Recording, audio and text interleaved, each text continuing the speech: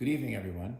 My name is John Troutwine, and along with my wife Susie, I'm one of the co-founders of the Will to Live Foundation.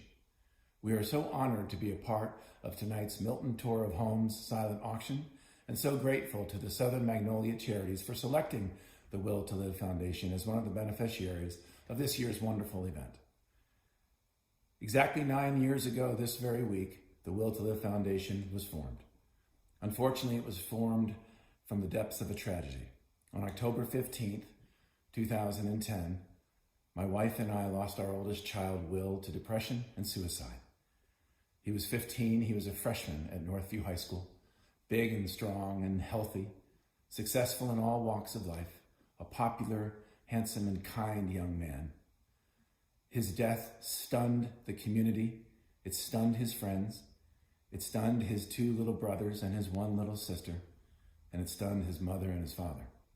We had no idea that our boy, living in our loving, happy home, was struggling in any way, shape, or form.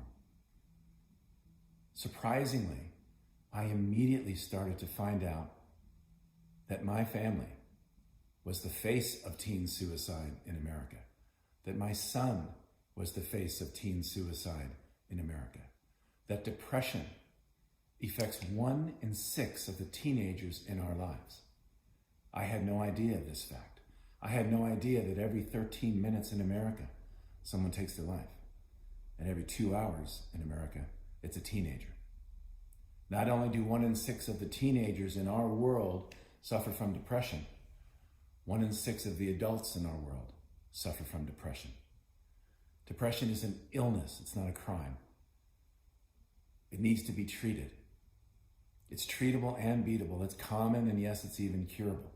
But I didn't know that. I was uneducated and I was unaware. And I was like every other parent that I knew at that time. I thought my son was fine. I thought my son was great. And I was wrong. And as a result, I lost him. When we formed the Will to Live Foundation, we knew we wanted to do something positive. We knew we had to do something that turned this tragedy into something motivational and inspirational. And we didn't have to look long to decide what that was going to be. At the funeral, while I was giving the eulogy for my son, while I was talking, actually preaching to his teammates about how much he loved just being on the team and how much he loved being with them, and that he had more fun just playing in the game, regardless of whether he won or whether he lost. He truly rejoiced in his teammates' success, and that was such a wonderful trait. And I asked all his friends to be there for each other and love each other. And while I was speaking, I started to notice my old friends and my old teammates from all over the country that came to be with me in my hour of need. All of the groomsmen in my wedding were there. All of the godfathers to my 4 kids were there. And I realized during that eulogy that all of these life friends, these life teammates, I met when I was a teenager, when I was Will's age. And at that point, I knew what we were going to do. We were going to create a foundation that gets teens today, that gets the kids in our lives today to recognize the love and the hope that they already have in their friends. Our kids have met some of life's greatest friends already. So let's teach them to recognize that. Let's teach them to rejoice in that. Let's teach them to talk to each other, because life is hard. As I formed this foundation and started to speak to kids and spend time with them, I realized something I had never realized while Will was alive. They have it hard. It never once occurred to me that my son had it hard. I just saw great things. I saw great fields. I saw great teams. I saw great opportunities. Opportunities that I didn't have until a later age in my life. What I never realized is the pressures that come with these opportunities were also pressures that I didn't have to deal with until later on in my life. Your kids, my kids, have it harder than we did. They have it harder than their coaches did. They have it harder than their teachers, their counselors, their youth ministers. All of the trusted adults in their lives did not have it as hard when they were a teenager as our kids do today.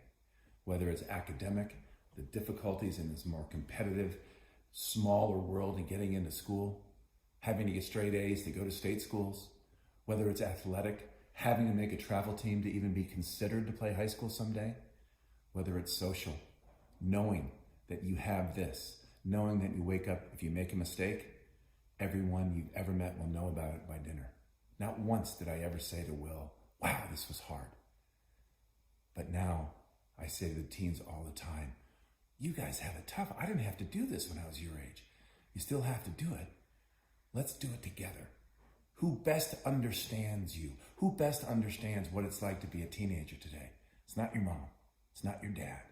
It's your pals. It's your friends. It's your life teammates. So reach out to them. Talk to them. Tell them that you're there for them. Tell them that you love them. Drop a love you man on them once in a while. And over the past 9 years, the foundation has raised well over $1.5 million that we've used to fund the Signs of Suicide program in every public school in Fulton, Cobb, and mostly in Gwinnett and mostly in Forsyth counties. Money raised by kids, putting on events by the kids, created by the kids, and implemented by the kids and through the kids.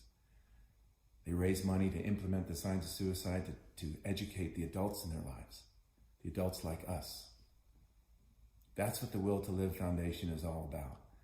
And by doing that, we not only increase the awareness of teen suicide in our communities, not only do we raise the education around mental illness and depression and its stigma, but most importantly, we teach the kids to deliver hope to each other. Nowhere is hope more prevalent than in the eyes of a friend. I want to thank everyone tonight for helping to support Will to Live. My wife and I are actually up in Northwestern University where my son Michael is a sophomore. It's actually my alma mater too, so it's a combination parents' weekend reunion all in one. So unfortunately, we couldn't be there tonight in person. And we apologize for that because this is something I'm so honored to be a part of. So I wish you all a wonderful evening and a wonderful weekend. And as we teach the kids to say, please turn to the person next to you and say, I love you, man. Thank you, everyone.